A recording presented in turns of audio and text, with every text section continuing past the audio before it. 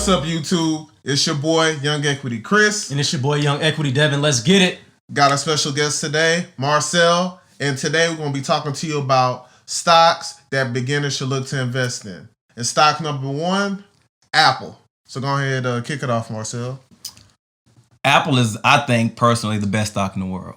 So I know Devin might give me a little static for that, but I think Apple is, if you're looking to invest in stocks that have good fundamentals, a quality board that consistently beat earnings per share, consistently beat sales, growth is slightly tapering off, but it is still, very strong, and they're improving different segments of their business. I think Apple is the exact stock that you want to invest in. From, they're still putting out, new iPhones, which, we have the super cycle coming up with 5G. Okay. And so you have the, what is this, iPhone 12 now? Yep. And so it's, with the 5G capabilities, you can even see it on your phone now, even though we're going to put that in quotes. But I think that people are still buying the phone. The demand hasn't tapered off, and it's become somewhat of a status symbol, right? So you see that, it's cool to have, your earbuds, and it's cool to have your Apple Watch. Fitness is, taking off as well. So you got the Apple Watch. I feel like they haven't even released the wearables yet of what they could do. The service industry is, growing, faster than they expected. Everybody's paying for the cloud. Everybody's paying for more storage space as well. So I just think that, the story is still intact, even back when Steve Jobs was still a CEO. So I think even though they haven't really, brought the innovation that we want to see, I still think that they are, still par for the course. Yeah, so, of course, I think that Apple is a great stock to invest in, especially if you're a beginner and you're not looking for any spec plays. Don't get me wrong, but my thing is, how can you invest in something that has a $2 trillion market cap right now? And on top of that, I'm looking at my iPhone, and there's really not a difference between the iPhone 3 and the iPhone 10 besides the face scan, or, you actually had to put in a code or whatever. The camera definitely enhances over time. But other than that, I'm looking at the same product that I used to watch YouTube on back in 2009. Agreed. And so I think the way you can sort of kind of justify that valuation is, and I'm a fundamentalist, you have to look at the financial statements, right? Okay. You look at the balance sheet, how they have one of the biggest cash positions. I think the biggest cash position. I got to go back and check. In the world, right? So it's things like that. They have, very low, if any, interest payments, and with the such large cash position, they can always meet that criteria. They are continually to beat, like I said earlier, fundamentals. They're, every quarter, or these analysts, they put out estimates, right, of what they expect companies to do, and they're consistently beating them, right? Things were sort of kind of not where they should have been. And so I think what you have to realize is you have to go based off of the growth, right? And you have to go also look at the past history. The past history is solid. They're still innovating, as well as the growth is still intact. So until they give me a reason to jump off the train, I think I'm going to continue to stay on the train. And is it maybe a little expensive right here? Possibly. I would personally buy more at 100. Okay. If it ever dips below 100, I'm definitely loading up. At 125, I think it's been trading sideways for a little bit. And if you look at the technicals, I think it's hovering right at that 100-day moving average, maybe a little bit above that. I'm not sure if it's crossed back over that 50 or not. I would need to look, but the technicals look good as well. The RSIs, showing that it was like a couple weeks ago, it was oversold. So I think if you're trying to sort of kind of start a position, we talk about averaging in. If you want to start a position, this wouldn't be a bad place to start. But I definitely think you're getting a discount if it comes down. Okay.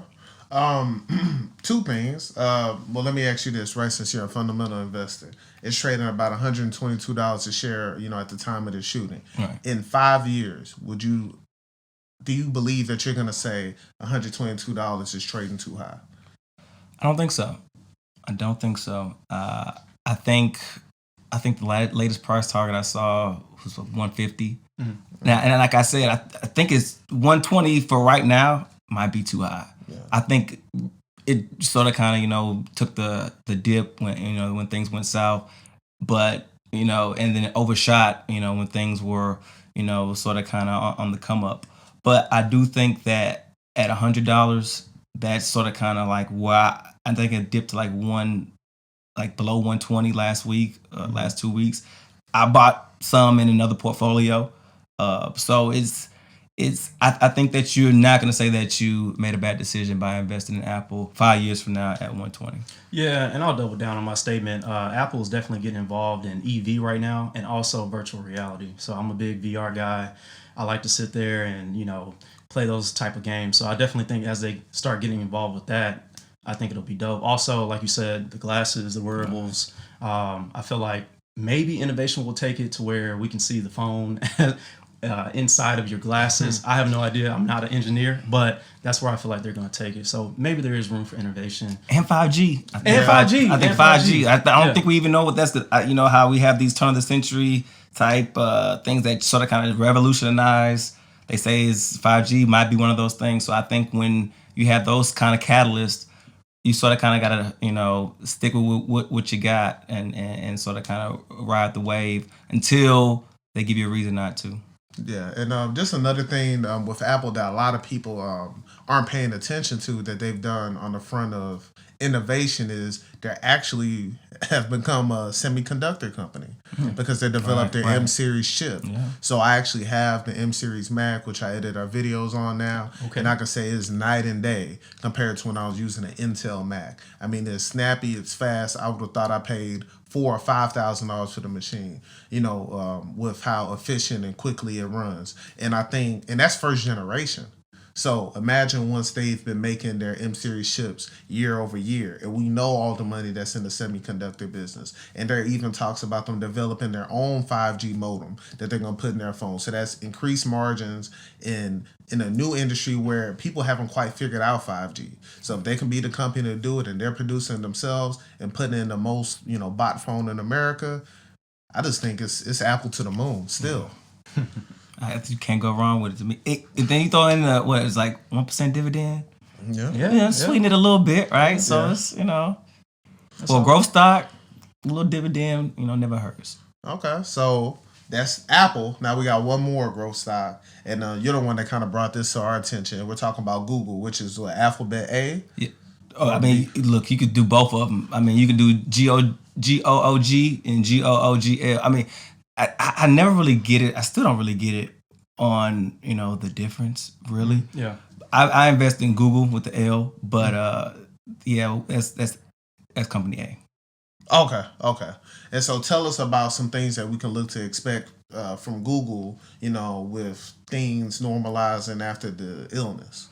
So I think that Google is primed for a boom only because how much they are involved in advertising, travel advertisements, right? So they play a major role. I think everybody pretty much goes to Google to do their travel plans, right? Yes. And so they have a market, which is their advertising market, which took a hit during the illness, but is primed to come back stronger. And before things took off, I would say maybe 6 months ago, Google was one of the only FANG stocks that really was sort of kind of still trading sideways. You saw Amazon take off a little bit. You saw Apple take off for sure. Microsoft even took off. And Google sort of kind of traded sideways, and just recently has sort of kind of made a leg higher. So based off their their PE ratio, which is if you look at them, I think they're cheaper. The cost of stock price is trading around 2,000, but with being able to buy partial shares, you can put out however much money you want to get a piece of that. So, and you can still reap the same benefits as well. So I think that Google is primed to pop when travel comes back and the demand is there on search engines. Yeah, I think Google's a solid play. I really don't like the functionality of Gmail, but I do use it every single day. I use Google search every single day. I do believe Nest is also a part of Google as well. Yeah, so I have Nest. So I'm bullish on Google. I like their products, and it's a good investment. Yeah, man. And for me, Google Maps is something I actually use. Yeah. Like if I want to search a restaurant, I need their phone number to do a to-go order. I just use that because it pulls up the restaurant menu, everything quick. Versus even actually going to Google.com. So that's like, a little tip. Yeah, we use Google Earth all the time too, so you can see like the aerial view of the property or the school that you're looking for. So, I mean, yeah, the functionality of the other products they have is amazing. It's going to lead to more advertising dollars, which leads to higher revenues, which is what the analysts want to see, and it's going to be more prone to be estimates when they come up. So I think that it's sitting in a good space, and pricey if you're looking at it, a per share basis, but as far as the fundamentals, it's looking relatively attractive. Do you think that there's going to be a split soon? I don't think so. But just because, the landscape is changing, and so when actually Apple and Tesla split, I was surprised because now you see these stocks that are that continue to grow. I mean, you got your old Berkshire Hathaways and things of that nature, and even Tesla is gotten right back up, right to a high valuation, and even the Chipotle's that are over $1,000. I think. Well, I thought that the landscape was changing to where people were done with splits. Because it's sort of kind of a mind trick anyway. Like your equity doesn't really change. But what I saw with Apple is it split and it ran right back up. Yeah. So I was like, I think they were sort of kind of it's like an optic trick, right? So I didn't realize that it would run as much as it did, and I think that sort of kind of caused it to be a slightly overvalued. Is everybody piled into it because it was more reasonably priced and people were wanting to get in, but. I don't see a split coming from Google. Okay, so two major takeaways. Basically, it's not as volatile as the other stocks that are out there, and also there's going to be a recovery as the economy starts to open back up. All right, and room for innovation. Exactly. The short interest float is really low on all of them, so you don't have to worry about the volatility, like Devin said. So it's something that you can park your money in and let it run. Cool. Okay. Appreciate that. All right, guys. So those are some stocks that we recommend for beginners. Again, thanks for tuning in. Peace.